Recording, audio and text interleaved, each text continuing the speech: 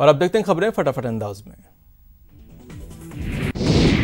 Super cyclone Amphan ने पश्चिम बंगाल में जमकर तबाही मचाई है। पश्चिम बंगाल की सीएम ममता बनर्जी ने कहा है कि तूफान के कारण कई इलाके तबाह हो गए हैं, संचार बाधित हो गए। उन्होंने बताया कि उनके पास 10 से 12 लोगों की मौत की खबर है। पश्चिम बंगाल और ओडिशा के कुछ हिस्से में सुपर साइक्लोन अम्फान ने जमकर तबाही मचाई है। यहां पर तूफानी हवाओं के साथ मूसलाधार बारिश हुई। दोनों ही राज्यों के कई इलाकों में पेड़ और दीवारें गिर गई।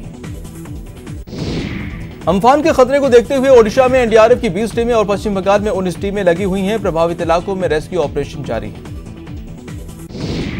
रेलवे ने 1 जून से 200 नॉन एसी ट्रेन चलाने का फैसला किया है। इन ट्रेनों की सूची जारी कर दी गई है। ट्रेनों की बुकिंग आज सुबह 10 बजे से शुरू होगी। आईआरसीटीसी की वेबसाइट और ऐप से टिकट बुक किए जा सकते हैं। रेलवे स्टेशनों पर सभी कैटरिंग वेंटिंग स्टॉल खुलेंगे। रिफ्रेशमेंट रूम भी खुलेंगे, लेकिन बैठकर खाने की व्यवस्था नहीं होगी। ट्रेन की शुरुआत के बाद अब देश भर में घरेलू उड़ान सेवा शुरू करने का फैसला लिया गया है। 25 मई से घरेलू उड़ान सेवा शुरू हो जाएगी। नागरिक उड्डयन मंत्री हरदीप पुरी ने इस बात की जानकारी दी। नेपाल के नक्शे में भारत के इलाके दिखाने पर विदेश मंत्रालय ने आपत्ति जताई है। विदेश मंत्रालय की प्रवक्ता ने कहा है कि हम नेपाल सरकार से अपील करते हैं कि वो ऐसे बनावटी कार्टोग्राफिक प्रकाशित करने से बचे, साथ ही भारत की संप्रभुता और क्षेत्रीय अखंडता का सम्मान करें। आयुष्मान भारत ने 1 करोड़ लाभार्थियों का आंकड़ा पार कर लिया है। अभियान की कामयाबी पर पीएम नरेंद्र मोदी ने doctor, nurse, health care staff की तारीफ की, तो गृह मंत्री अमित शाह ने भी इस कामयाबी को मोदी सरकार का विजन बताया है। देश में कोरोना मरीजों का आंकड़ा तेजी से बढ़ रहा है। 24 घंटे में 5000 से ज्यादा मामले सामने आ चुके हैं। वहीं देश में 1,06,750 लोग इस जानलेवा वायरस से पीड़ित हैं, जबकि 3,303 लोगों की मौत हो चुकी है। स्वास्थ्य विभाग के मुताबिक देश में अभी 61,149 लोगों का इलाज चल रहा है, जबकि 42,298 लोगों को इलाज के बाद अस्पताल से छुट्टी दी जा चुकी है। देश में कोरोना वायरस से ठीक होने की दर 39.62% है। बिहार में कोरोना के 155 नए मरीज फिर मिले हैं। कुल संक्रमितों की संख्या यहां पर 1674 हो गई है। बिहार में कोरोना से 10वें मरीज की जान गई है। खगड़िया के 50 वर्षीय कोरोना मरीज की मौत हो गई। झारखंड में 281 कोरोना मरीजों की संख्या। राज्य के 24 में से 20 जिलों में संक्रमण का जाल फैला। 129 कोरोना पॉजिटिव ठीक हुए। महाराष्ट्र में कोरोना मरीजों की संख्या 37,000 के पार। पिछले 24 घंटे में कोरोना के 2,250 नए मामले। देश के कुल मरीजों में से 54% महाराष्ट्र से मामले। तमिलनाडु में कोरोना मरीजों की संख्या 13,000 के करीब पहुंच गई है। यहां कोरोना वायरस से अब तक 87 लोगों की मौत हो चुकी है। मध्य प्रदेश में कोरोना की स्पीड नहीं थम रही है। यहां 5800 से ज्यादा लोग बीमार हैं। 24 घंटे में 193 नए मरीज मिले। छत्तीसगढ़ में आपको बता दें कि कोरोना के 7 नए मरीज मिले हैं। 24 घंटे में राजनांद में 5 कोरोना और मुंगेरी में 1 मरीज मिले हैं। एक्टिव मरीजों की संख्या 43 हुई। राजस्थान में भी कोरोना के मामले बढ़ते जा रहे हैं। मरीजों की संख्या 6000 के पार पहुंच गई है। वहीं अब तक 147 लोगों ने जान गंवाई है, जबकि ठीक होने के बाद 3000 लोगों को अस्पताल से डिस्चार्ज किया गया है। जयपुर में कोरोना के 1665 मामले सामने आ चुके हैं। वहीं 73 लोगों की मौत हुई है, जबकि इलाज के बाद 951 मरीजों को डिस्चार्ज किया गया है। राजधानी में 558 एक्टिव केस हैं। डूंगरपुर में प्रवासियों के आने के बाद कोरोना का ग्राफ बढ़ता जा रहा है। 11 नए पॉजिटिव आने से इलाके में हड़कंप मच गया है, जिससे जिले में कोरोना का कुल आंकड़ा बढ़कर 222 हो गया है। कोटा में कोरोना ग्राफ तेजी से बढ़ रहा है। हर दिन नए केस सामने आ रहे हैं। यहाँ 6 और कोरोना पॉजिटिव मिले हैं, जिनमें से 6 महीने की बच्ची भी शामिल है। इसी के साथ अब कुल कोरोना केस 337 तक पहुंच गए। अहमदाबाद में आए प्रवासियों की वजह से पुष्कर में लगातार कोरोना पॉजिटिव के मामले सामने आ रहे हैं। बांसेली और गनाहेड़ा पंचायत के बाद अब लोरा पंचायत के किशनपुरा गांव और नांद पंचायत में 1 कोरोना पॉजिटिव मरीज सामने आए हैं। श्रीगंगानगर में आखिरकार कोरोना ने दस्तक दे दी है। यहां एक युवक कोरोना पॉजिटिव मिला है। युवक दिल्ली से आया था, जिसे आइसोलेट करते हुए सैंपल लिया गया है और ये सैंपल पॉजिटिव आया है। कोटा के एमबीएस अस्पताल के आइसोलेशन वार्ड में भर्ती एक महिला की मौत हो गई है, जिसके बाद से हरकत में आए अस्पताल प्रशासन ने कोरोना की जांच के लिए शव को नए अस्पताल की मोर्चरी में शिफ्ट किया है। कोटा में लगातार कोरोना पॉजिटिव मरीज के बढ़ते आंकड़ों के साथ मेडिकल कॉलेज के कोरोना योद्धाओं की भी मेहनत रंग ला रही है। यहां 11 मरीजों को रिकवर होने में डिस्चार्ज किया गया है। चूरू में कोरोना के खिलाफ 10 दिन में 13 मरीजों ने जंग जीत ली है। WHO और ICMR की गाइडलाइन के मुताबिक उन्हें दवाइयां दी गई। इनमें होम्योपैथिक की आर्सेनिक एल्बिकिन दवा का भी इस्तेमाल किया गया। सीएम गहलोत ने कोरोना को लेकर वीसी के जरिए समीक्षा की। वीसी में करौली के जिला कलेक्टर, SP, इलाके के अन्य अधिकारी शामिल हुए। सीएम ने लॉकडाउन 4 के दौरान सामान्य गतिविधियों को पटरी पर लाने के लिए जरूरी दिशा निर्देश दिए। सीएम ने ग्रामीण स्तर पर क्वारंटाइन व्यवस्थाओं को बेहतर बनाने और बाहर से आ रहे प्रवासी मजदूरों की कोरोना जांच के लिए सैंपलिंग व्यवस्था को बेहतर बनाने के निर्देश दिए।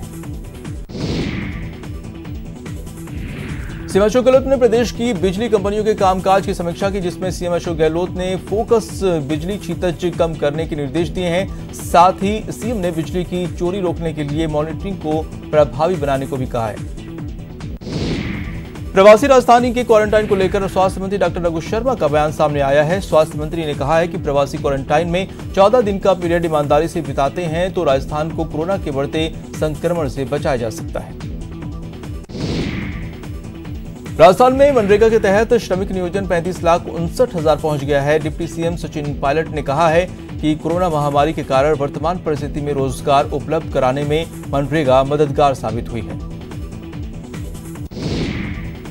भरतपुर नदबई विधायक जोगिंदर सिंह ने न्यूज 18 से बातचीत में कहा है कि ये समय राजनीति करने का नहीं। जोगिंदर सिंह ने लोगों लगे हाथों योगी सरकार को नसीहत देते हुए कहा है कि योगी सरकार को सोचना चाहिए। यूपी बॉर्डर पर खड़ी बसों को लेकर सियासत जारी है। इस बीच परिवहन मंत्री प्रताप सिंह खाचरियावास का बड़ा बयान सामने आया है। परिवहन मंत्री ने कहा है कि यूपी सरकार गलत बयानबाजी कर रही है। हाईकोर्ट में ई कोर्ट फीस सुविधा शुरू हो गई है। अब कोर्ट फीस ई कोर्ट प्लेटफॉर्म के जरिए जमा हो सकेगा। इससे पहले तक कोर्ट फीस मैनुअल जमा करवानी पड़ती थी। लॉकडाउन के दौरान नागौर में बाहरी राज्यों के निवासियों को घर पहुंचाने का जन कल्याणकारी अभियान जारी है और 1199 लोगों को जिला प्रशासन ने पूरे एहतियात के साथ स्पेशल ट्रेन से दुर्गापुर जंक्शन के लिए रवाना किया। दिल्ली के शेल्टर कैंपों में फंसे राजधानी श्रमिकों को लेकर श्रमिक स्पेशल ट्रेन बसें नई दिल्ली से भीलवाड़ा जयपुर के लिए रवाना हो गई है। इन बसों में जाने वाले श्रमिकों को निःशुल्क उनके गंतव्य स्थानों तक पहुंचाया जाएगा। लॉकडाउन के चलते उदयपुर के अलग अलग इलाकों में फंसे अन्य राज्यों के प्रवासियों को गंतव्य स्थान पर भेजने का सिलसिला जारी है। इसी कड़ी में उदयपुर जिला प्रशासन की ओर से उदयपुर के सिटी रेलवे स्टेशन से 8वीं स्पेशल ट्रेन को रवाना किया गया। डूंगरपुर में अन्य राज्यों के फंसे लोगों को उनके राज्यों में भेजने का काम किया जा रहा है। इसी के चलते सागवाड़ा में उत्तर प्रदेश के 120 लोगों को उनके घरों के लिए रवाना किया गया है। सागवाड़ा तहसीलदार डायालाल पाटीदार ने बताया कि लॉकडाउन के बाद से सागवाड़ा तहसील में 120 लोग फंसे थे, जिन्हें उनके राज्यों में भेजा जा रहा है। लॉकडाउन के चलते केरल में फंसे श्रमिकों को लेकर स्पेशल ट्रेन बुधवार को हिंडौन पहुंची। ट्रेन से कुल 1449 श्रमिक आए, जिनमें से 1070 करौली जिले के हैं।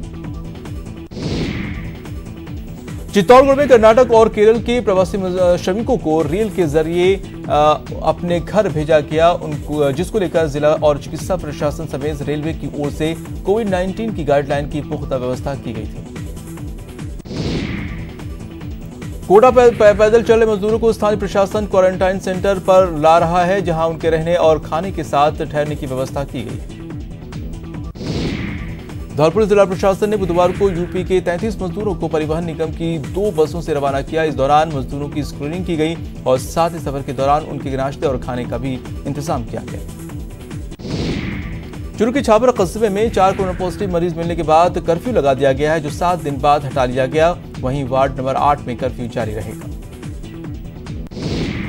कोरोना के चलते कोटा में एक हेयर कटिंग सैलून पर तैयारी की गई, जहां आने वाले हर एक ग्राहक को सबसे पहले सैनिटाइज किया जाता है। उसके बाद ही जिस सीट पर उसे बैठाया जाता है उसे और कटिंग के सभी टूल्स को भी सैनिटाइज कर ग्राहकों की कटिंग होती है। कोरोना काल में परेशान किसानों के लिए राहत की खबर है। हड़ौती की सबसे बड़ी भामाशाह मंडी में लहसुन की खरीद फरोख्त शुरू हो गई है। झालावाड़ में लॉकडाउन के चलते कई इलाकों में जीरो मोबिलिटी है, लेकिन कलेक्टर ने कुछ दुकानों को छोड़कर बाजार खोलने की अनुमति दे दी है, जिसके बाद पिछले कई दिनों से सूने पड़े बाजारों में रौनक लौट आई है। करौली में जिला भाजपा ने विभिन्न अधिकारियों पर भ्रष्टाचार का आरोप लगाया है। साथ ही केंद्र द्वारा दिए 20 लाख करोड़ रुपए के आर्थिक पैकेज को दिशा बदलने वाला कदम बताया। जैसलमेर में डीएम ने विदेश से लौटे प्रवासी भारतीयों के क्वारंटाइन को लेकर बैठक ली, जिसमें होटल संचालक और प्रबंधक शामिल हुए थे। कोरोना वायरस की रोकथाम के लिए समीक्षा बैठक हुई। नागौर के प्रभारी सचिव नरेश पाल गंगवार ने कोरोना के इलाज के लिए अपनाए गए मैनेजमेंट सिस्टम की बैठक में फीडबैक लिया। लॉकडाउन 4 के बाद अजमेर में दुकानें खुल गई हैं, लेकिन दुकानदारों को दुकान खोलने का फायदा होता नहीं दिख रहा है। बाजार में पूरी तरह सन्नाटा है और दुकानों में ग्राहक गायब है।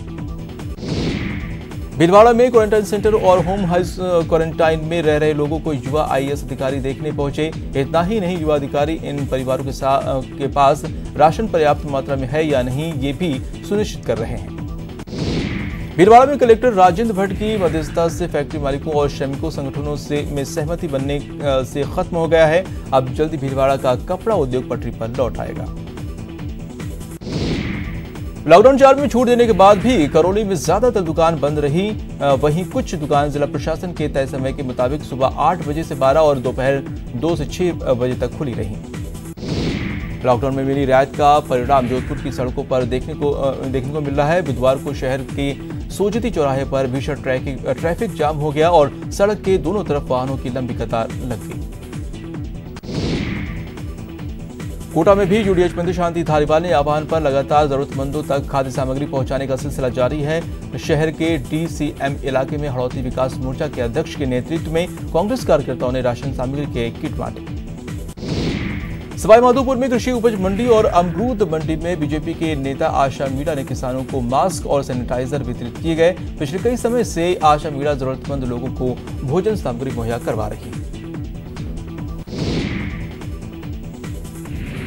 अलवर में कोरोना फाइट टीम और केदारनाथ धर्मशाला ट्रस्ट की ओर से सराहनीय कदम उठाया गया। दोनों की ओर से राजकीय राजीव गांधी सामान्य चिकित्सालय में 10 कूलर वितरण किए गए।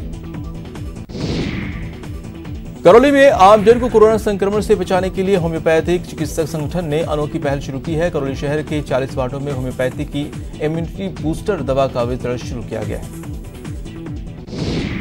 लॉकडाउन के दौरान शुरू में भीषण गर्मी से ड्यूटी कर रहे पुलिसकर्मियों के लिए कर्मचारी संघ आगे आया। अखिल राजस्थान राज्य संयुक्त कर्मचारी महासंघ ने आज शहर में ड्यूटी कर रहे पुलिसकर्मियों को धूप से बचाव के लिए छाते वितरित किए।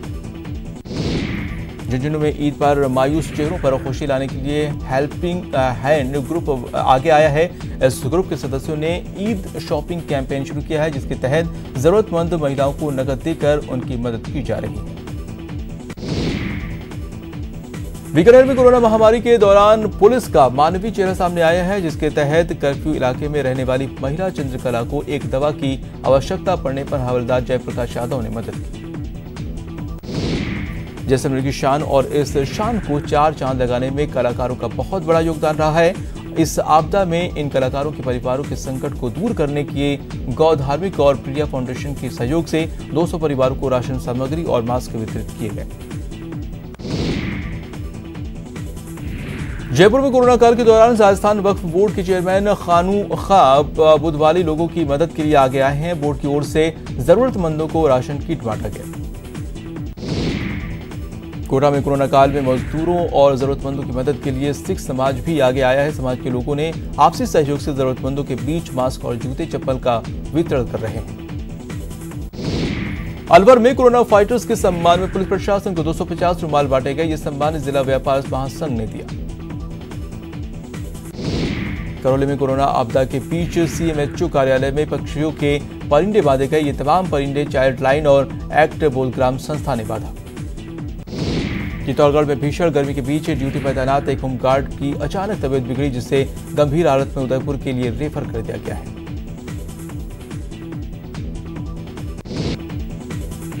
अलवर पुलिस को बड़ी कामयाबी हाथ लगी है। पुलिस ने फर्जी एएसपी को गिरफ्तार किया है। शातिर आरोपी नौकरी लगाने का झांसा देकर लोगों से ठगी करता था। चूंक में लॉकडाउन 4 में थोड़ी राहत मिलते ही एक बार फिर बजरी माफिया सक्रिय हो गए हैं। उधर एसआईटी भी बजरी माफिया पर नकेल कसने में लगी हुई है।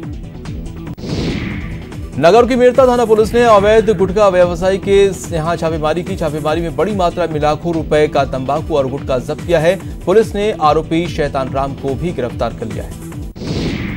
पोखरण में नशा तस्करों के खिलाफ कार्रवाई की गई है। पुलिस ने एक दुकान पर दबिश देकर 11 किलो 300 ग्राम तंबाकू को जब्त किया है। साथ ही वहां मौजूद एक शख्स को भी गिरफ्तार किया है। कोटा जिला तंबाकू नियंत्रण प्रकोष्ठ की टीम ने पुलिस के सहयोग से एक किराना स्टोर पर छापा मारा और वहां पर बड़ी संख्या में तंबाकू उत्पादों को पकड़ा है। चुरू की तारानगर पुलिस ने बड़ी कार्रवाई करते हुए अवैध तंबाकू उत्पादों को जब्त करने के साथ ही 2 लोगों को गिरफ्तार किया है। डूंगरपुर जिले के बीचीवाड़ा थाना क्षेत्र में लांबा भाटडा गांव में पुरानी रंजिश के चलते एक युवक ने अपने चचेरे भाई की हत्या कर दी। बीचीवाड़ा पुलिस ने के मुताबिक लांबा भाटडा निवासी मोहन मेहनात और उसके चचेरे भाई प्रकाश के बीच जमीनी विवाद चल रहा था। धौलपुर के सैंपो कस्बे में हथियारबंद बदमाशों ने सर्राफा व्यापारी के परिवार को बंधक बनाकर डकैती की वारदात को अंजाम दिया है। भीलवाड़ा की प्रतापनगर थाना पुलिस ने वाहन चोरों के खिलाफ कार्रवाई की है। पुलिस ने 4 आरोपियों को गिरफ्तार किया है। कोटा में पुलिस ने 4 जुआरियों को गिरफ्तार किया है। साथ में 20,415 रुपए भी बरामद किए हैं। अलवर के कठूमर थाना क्षेत्र में मंगलवार को देर शाम हुई आपसी रंजिश में हुई मारपीट में एक युवक की मौत हो गई। सूचना के बाद पहुंची पुलिस ने शव को कब्जे में लेकर पोस्टमार्टम के लिए भेज दिया।